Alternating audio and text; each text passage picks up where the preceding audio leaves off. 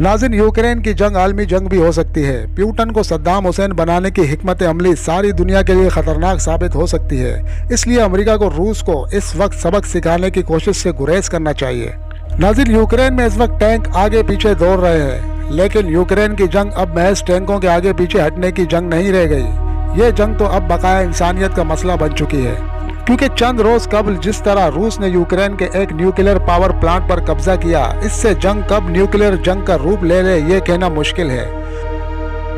रूसी सदर पुतिन ये ऐलान कर चुके हैं कि वो पीछे हटने वाले नहीं हैं, और इधर अमेरिका ने यह तय कर लिया है कि वो पुतिन को दूसरा सद्दाम हुसैन बनाकर ही मानेगा।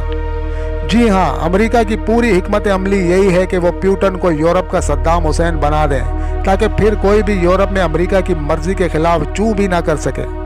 नाज़रीन, अमेरिका पुतिन से उस वक्त से नाराज है जब से अमेरिका ने पुतिन पर यह इल्ज़ाम लगाया है कि इन्होंने हिलरी क्लिंटन को हराने में ट्रंप की मदद की थी।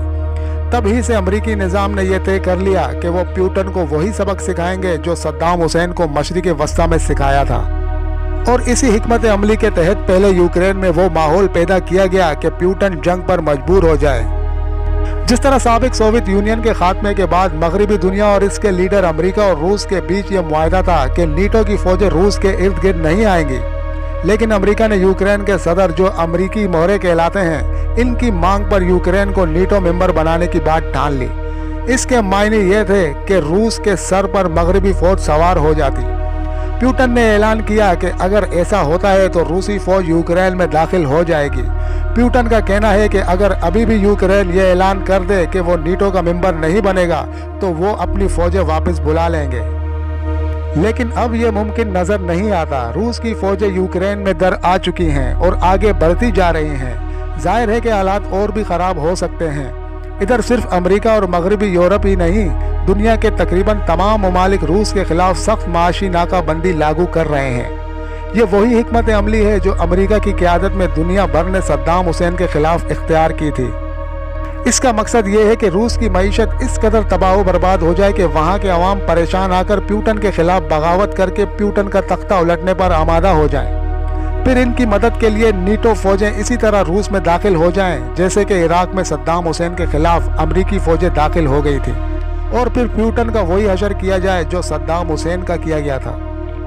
लेकिन रूस दूसरा इराक नहीं है। रूस के पास दुनिया का हर वो हथियार और न्यूक्लियर हथियार है जो अमेरिका और यूरोप के पास है। पुतिन की हुकूमत ये इशारा कर चुकी है कि अगर हालात खराब हुए तो रूस न्यूक्लियर हथियार के इस्तेमाल से गुरेज नहीं करेगा।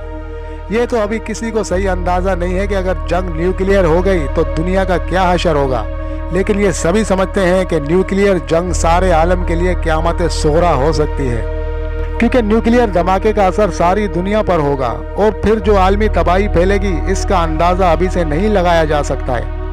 इसलिए यूक्रेन जंग को जितनी जल्दी रोका जा सके इतना ही इंसानियत की बका के लिए बेहतर है। लेकिन सवाल तो ये है कि आखिर ये जंग रुके तो रुके कैसे, क्योंकि दुनिया इस वक्त दो ब्लॉक यानी अमेरिका और रूस के दरमियान बंट चुकी है। इन दो ब्लॉक में मफाहमत के लिए एक तीसरी पार्टी चाहिए जो अमन आलम के लिए दोनों पार्टियों को मंजूर हो। नाज़रीन, यूक्रेन की जंग आलमी जंग भी हो सकती है। पुतिन को सद्दाम हुसैन बनाने की हिकमत अमली सारी दुनिया के लिए खतरनाक साबित हो सकती है। इसलिए अमेरिका को रूस को इस वक्त सबक सिखाने की कोशिश से गुरेज करना चाहिए। ये वक्त है कि जब आलमी सतह पर दीगर ममालिक को अमन व अमान की बका के लिए अहम रोल अदा करना चाहिए। इस सिलसिले में ठोस कदम उठाने चाहिए ताकि टैंक आगे पीछे चलने बंद हों और हम सब ही के आंगन में शमा जलती रहे। नाज़रीन, इन्फॉर्मेशन पसंद आई हो तो प्लीज़ चैनल को ज़रूर सब्सक्राइब कीजिएगा। अल्लाह हाफिज़।